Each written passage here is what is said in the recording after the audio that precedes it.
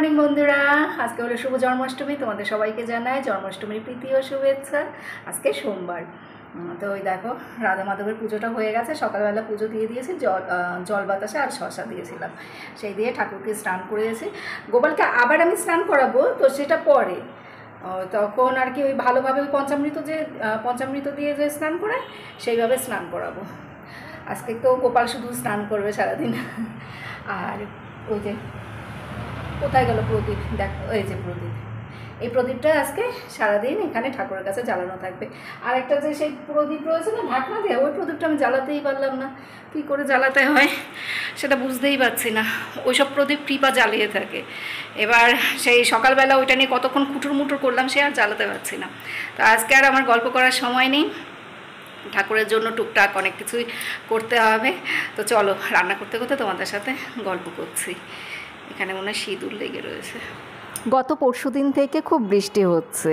পরশুদিনও বৃষ্টি হয়েছে, কালকেও বৃষ্টি হয়েছে, আজকেও সকালবেলা সে কি বৃষ্টি। কালকে সারা রাত বৃষ্টি হয়েছে। ছোটোবেলা থেকে শুনে এসেছি রথযাত্রার সময়, জন্মাষ্টমীর সময় আর হলো মহালয়ার দিন, এই দিনগুলোতে নাকি বৃষ্টি হবেই। তো ছোটোবেলা থেকে কিন্তু তাই দেখে এসেছি, এই দিনগুলোতে সবসময়ই বৃষ্টি হতো। কিন্তু এই গত 4-5 বছর আগের থেকে দেখছি সবসময় কিন্তু এই দিনগুলোতে বৃষ্টি হয় না। কিন্তু এবছর দেখলাম রথযাত্রার সময়ও বৃষ্টি হয়েছে, আর জন্মাষ্টমীর সময় তো ভাসিয়ে নিয়ে গেল। এখন আমি গোপালের জন্য মাখনা দিয়ে একটু পায়েসের মতো করছি। তো এটা এর আগে আর কখনো করিনি, এবছরই প্রথম করলাম।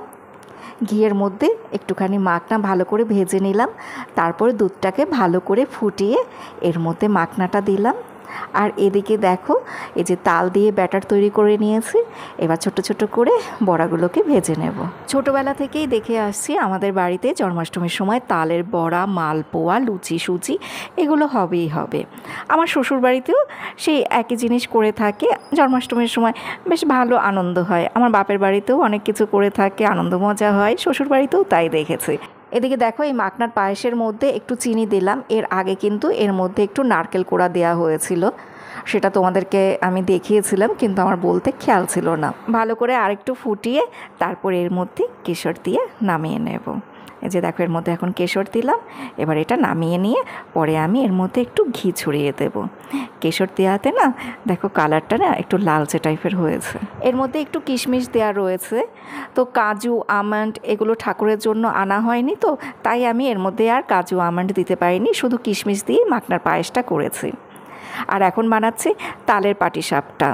তালের পাটিসাপটা এর আগে আমি আর কখনো বানাইনি, আজকেই প্রথম আমি এই তালের পাটিসাপটাটা বানাচ্ছি। তালের পাটিসাপটা হয়ে গেলে এমনি যে সাদা পাটিসাপটা থাকে সেই পাটিসাপটাগুলোও বানাবো।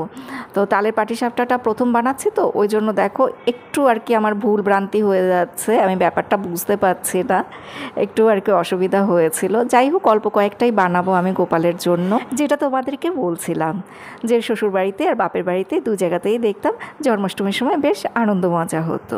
কিন্তু জন্মাষ্টমীর মাহাত্ম্য সম্পর্কে বুঝতে শিখেছি আমি যখন অন্য আরেকটা পাড়ায় থাকতাম। এই পাড়ায় আসার আগে আমি যে পাড়ায় থাকতাম সেই পাড়ায় সবার বাড়িতে মোটামুটি গোপাল ছিল। তো সেখানের দুই ফ্যামিলিকে আমি দেখতাম সারা দিন ধরে জন্মাষ্টমীর দিন গোপালের জন্য এটা ওটা বানাতো। গোপাল তো মিষ্টি জাতীয় খাবার খেতে ভালোবাসে, তো বিভিন্ন রকমের পিঠে, তারপরে বিভিন্ন রকমের নাড়ু এগুলো বানাতো। আমি না ওনাদের বাড়িতে গিয়ে বসে বসে দেখতাম। তখন ওনারা আমাকে বলতো যে গোপাল তো নিজের সন্তানের মতো, তোমার যখন নিজের সন্তানের জন্মদিন হয় তখন তো আপ্রাণ চেষ্টা করো সেই সন্তানকে খুশি করার। গোপালের জন্মদিনেও আমরা সেরকম গোপালকে খুশি করার চেষ্টা করি। গোপাল যা যা জিনিস খেতে ভালোবাসে সাধ্য অনুযায়ী, সামর্থ্য অনুযায়ী গোপালকে সেই সব জিনিস বানিয়ে দেওয়ার চেষ্টা করি। তাদের দেখা দেখি আমিও গোপালের জন্য বিভিন্ন রকমের পিঠা, পায়েস, নাড়ু এসব বানাতাম। আগে তো আমি আরও বেশি পরিমাণে এইসব জিনিসগুলো বানিয়ে থাকতাম। এখন পরিমাণে একটু কম বানানো হয়, অল্প অল্প করে ঠাকুরের জন্য 2-4টে করে বানাই। তো যাই হোক, ঠাকুরের জন্য সব কিছু বানানো কমপ্লিট। এবার আমি ফ্রেশ হয়ে আসলাম। আজকের দিনে আমার গোপালও অনেক সাজুগুজু করবে, আর আমিও সাজুগুজু করে চলে এসেছি তার পুজো দিতে। আর এই যে পিতলের থালা বাটি এগুলো তো অনলাইন থেকে নিয়েছিলাম, কালকে তোমাদেরকে আমি ব্লগে দেখিয়েছিলাম, জিনিসগুলো ভালো হয়নি। যাই হোক, কি আর করা যাবে, ফেলে তো আর দিতে পারবো না, মাঝে মধ্যে এগুলোতে করে গোপালকে ভোগ দেব।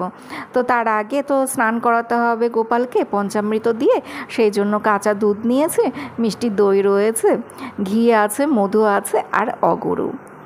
এটা তো গোপালের মালা, এটা নতুন মালা। আজকে তো সোমবার, বাবা ভোলানাথের পুজো দিতে হবে।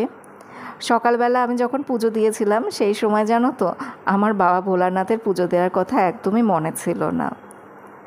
আমার মাথায় শুধু গোপালের জন্মদিনের কথাই ঘুরছে। কৃপা আমাকে দুপুরবেলার দিকে মনে করিয়ে দিল। কৃপা বলল, মা আজকে কিন্তু সোমবার, তুমি কি শিব ঠাকুরের মাথায় জল ঢেলেছো? আমি বললাম, না রে, এই কাজটা তো করা হয়নি। তারপর বললাম, আমি যখন দুপুরবেলা গোপালকে স্নান করাবো সেই সময় শিব ঠাকুরকেও স্নান করিয়ে দেব। তো এখন আগে গোপালকে স্নান করাবো, তারপর গোপালকে সাজিয়ে গুছিয়ে বসিয়ে রেখে বাবা ভোলানাথের পুজোটা দেব। আজকে বেশ কয়েকটা শর্ট ভিডিও করা হয়েছিল, ওই জন্য অনেক কিছু তোমাদের সাথে ভালো করে ডেলি ব্লগে শেয়ার করতে পারিনি, ওগুলো শর্টে চলে গেছে। দুপুরবেলা গোপালের ভোগে বাটার, মিষ্টি আর মিষ্টি দই দিলাম। এই যে দেখো, গোপালকে নতুন থালা গ্লাসে ভোগ দিলাম। এখন বাবা ভোলানাথের পুজোটা করব। জন্মাষ্টমীর দিনটা শুধুমাত্র আমার আর আমার রাধা মাধবের। জন্মাষ্টমীর দিন সারাদিন আমি রাধা মাধবের জন্য এটা ওটা বানাবো, তারপর সন্ধ্যের সময় সেগুলো সব কিছু তার সামনে ভোগ নিবেদন করে তার নাম ধ্যান করব। এটাই আমি ছোটোবেলা থেকে শিখে এসেছি, বুঝে এসেছি। আজকে কৃপা রান্না করেছিল ভাত আর পনিরের তরকারি, আমি সমস্ত কিছু জোগাড় করে দিয়েছিলাম, আর কৃপা রান্না করেছিল। কৃপা, অর্জুন, তারপর কৃপা অর্জুনের পাপা, ওরা তো তিনজন আর উপোস করেনি, আমি উপোস করেছি। আমি সারাদিনে শুধু 1 গ্লাস জল খেয়েছিলাম। তারপর যখন পুজো হয়ে যাবে প্রসাদ মুখে দেব। আর জন্মাষ্টমীর দিন আমরা চালের কোনো জিনিস খাই না, চাল ডালের কোনো কিছুই ঠাকুরের কাছে নিবেদন করা হয় না, আর সেই জন্য আমরা চাল ডালের কোনো কিছু খাইও না। ঠাকুরের কাছে যে সমস্ত পিঠা পায়েস নিবেদন করা হয়েছে পুজোর পরে প্রসাদ হিসেবে সেগুলোই নেব। সন্ধ্যের পর ঠাকুরের কাছে সমস্ত কিছু সাজিয়ে গুছিয়ে দিয়ে তারপরে আমি জপের মালা নিলাম, তারপরে আমি গীতা পাঠ করলাম। জন্মাষ্টমীর দিন আমি গীতা পাঠ করে থাকি, এটা আমার ছোটোবেলার থেকেই অভ্যেস। তারপর অনেকক্ষণ সময় ধরে আরতি করলাম, আর আরতি করার ভিডিওগুলো শর্টে চলে গেছে, তো সেই জন্য তোমরা আর সেগুলো ডেলি ব্লগে দেখতে পাওনি। এবার তোমাদেরকে দেখিয়ে দিই আজকে ভোগে কি কি দিয়েছিলাম। মাখনার পায়েস রয়েছে, স্টিলের বাটিটার মধ্যে আছে সুজি, আর ওই যে একটুখানি মিষ্টি দই দেখো মাটির ছোট্ট একটা ভাঁড়ে, আর ওই পাশে পিতলের বাটিতে রয়েছে গোকুল পিঠে। গোপালের জন্য শুধু 2টো গোকুল পিঠে বানিয়েছিলাম, তালের বড়া, আর এই দেখো পাটিসাপটা, তালের পাটিসাপটা রয়েছে, সাদা পাটিসাপটা রয়েছে, আর এখানে রয়েছে সুজির নাড়ু, নারকেলের নাড়ু, এখানে আছে লুচি, আর এই ছোট্ট প্লেটের মধ্যে রসগোল্লা। ফলের থালায় রয়েছে আপেল, মুসম্বি লেবু, কলা আর শসা, আর এই পাশের থালায় রয়েছে পুলি পিঠে, মালপোয়া। ঠাকুরকে গ্লাসে জল দিয়েছে, আর সমস্ত কিছুতে তুলসী পাতা দিয়ে নিবেদন করলাম। ঠাকুরের কাছে প্রসাদটা নিবেদন করে পর্দাটা টেনে দিলাম, ঠাকুর এখন খাচ্ছে। অর্জুন পড়তে যেতে চাইছে না আজকে, বলে আজকে জন্মাষ্টমী আমার ছুটি, পড়তে যাবে না, সেই বায়না করছে। সকালবেলা স্যার এসে অঙ্ক পরীক্ষা নিয়েছিল, এখন আবার যাবে ম্যামের কাছে পড়তে, তাই বায়না করছে পড়তে যাব না। কোনো একটা অনুষ্ঠান দেখলে বা ঘরে যদি কেউ আসে তাহলেই হলো, তাহলেই পড়তে যাব না, এই বায়না ওই বায়না সেই বায়না, একটা বায়না শুরু হয়ে যায়। সকাল থেকে বলেই যাচ্ছে, কালকে থেকে বলছে যে আজকে জন্মাষ্টমী, আমার কেন ছুটি থাকবে না? কি কৃষ্ণের জন্মাষ্টমীতেও আমার ছুটি থাকে না, আমার নিজের জন্মদিনের দিনও কোনো ছুটি থাকে না। তাই কালকে ওকে বললাম যে তোর জন্মদিনের দিন তো তুই 1 সপ্তাহ ধরে তোর বার্থডে সেলিব্রেট করিস। আশেপাশের জন্য প্রসাদ বেড়ে নিলাম, এগুলো আশেপাশে সব ঘরে দিয়ে আসবে কৃপা গিয়ে। কৃপা আজকে এটা নতুন জামা পরেছে, কৃপা থেকে কৃপার কানের দুল বড়, আর এই জামাটা কত বড় ছিল। তুই তো দিনকে দিন রোগাই হচ্ছিস, আর কত খাপাবে। এই জামাটা বিশাল বড় ছিল, ভাইফোঁটার সময় ওর দাদা ওকে দিয়েছিল জামাটা, আজকে পরলো। কৃপা অনেক কাজ করেছে আজকে। এই যে লুচিগুলো লাস্টের দিকে লুচিগুলো ও বেলে ভেজে নিয়ে এসছে। তারপরে ঘরে ভাত রান্না করেছে, পনিরের তরকারি রান্না করেছে। এখন আবার সবার বাড়িতে প্রসাদ দিতে যাবে। এটা হলো গিয়ে ওই যে পাশে আঙ্কেলদের ঘরে দিয়ে। 9টা বাজে এখন। রান্নাঘরে বাসনগুলো সব ধোয়া মাজা করলাম। রান্নাঘরে বাসনে তো আজকে হাত দেওয়া হয়নি, সকালবেলা বাসন মাজছিলাম। সকালবেলা যখন ওই বাসি কাজ করেছি সে সময় বাসনগুলোই বাইরের কল থেকে ধুয়ে নিয়ে এসেছি স্নানের আগে। আর সারাদিনে যে কটা বাসন হয়েছে সেগুলো সব ধুয়ে মেজে রাখলাম। আর ঠাকুরের তো আজকে বাসন বেশি, ওগুলো সব কলতলায় নিয়ে ভিজিয়ে রেখেছি, বাইরে কলতলায় নিয়ে। ওগুলো এখন মাজতে যাব, রাতের বেলায় মেজে রাখবো। এই জামাটা পাল্টাবো তো এটা এখন ভিজলে অসুবিধা নেই, ভাবলাম যে জামাটা তো এখন পাল্টাবো, তার আগে বাসনগুলো মেজে ধুয়ে রাখি। প্রসাদগুলো সব টিফিন বক্সে রেখে দিয়েছে, এগুলো সব এখন ফ্রিজে রেখে দেবো। কালকে ঘর মোছা যে মেয়েটা আসবে ওকে দেব। তারপর কৃপা আবার কলেজের টিফিনে নিয়ে যাবে। কৃপা কালকে যদিও কলেজে যাবে না, পরশু দিন যাবে তো এই তালের বড়া নিয়ে যাবে বলেছে। এটার মতো তালের বড়া, এগুলো দিয়েছে এই সুইটিরা দিয়ে গেছে। বাইরে কলতলায় তো অন্ধকার, ওখানে বাসনগুলো ধুয়ে মেজে ঘরে নিয়ে আসি। ওখানে ভিডিও করলে কিছুই দেখতে পাবে না। আর জানে কি, মোবাইলে আমার চার্জ নেই আজকে, তো সারাদিনে মোবাইলে চার্জ দেওয়া হয়নি। মোবাইলটা চার্জে বসিয়ে দিয়ে বাসনগুলো মাজতে চলে যাই। এখন রাত 11:15 বাজে। আমি সমস্ত কাজকর্ম সেরে তারপর গা ধুয়ে একটু বিশ্রাম নিলাম। উপরের ঘরে ওদের সাথে একটু গল্পগুজব করে 11:15টার সময় আবার এই ঠাকুর ঘরে আসলাম। 12টার সময় তো ভগবান শ্রীকৃষ্ণের জন্ম সময়, তো ওই সময় আমি ঠাকুর ঘরে থাকি। এখন আমি 1 রাউন্ড মালা জপ করব, তো এর মধ্যে 12টা বেজে যাবে। তারপর ঠাকুরের পুজোটা দিয়ে ঠাকুরকে ঘুম পাড়াবো।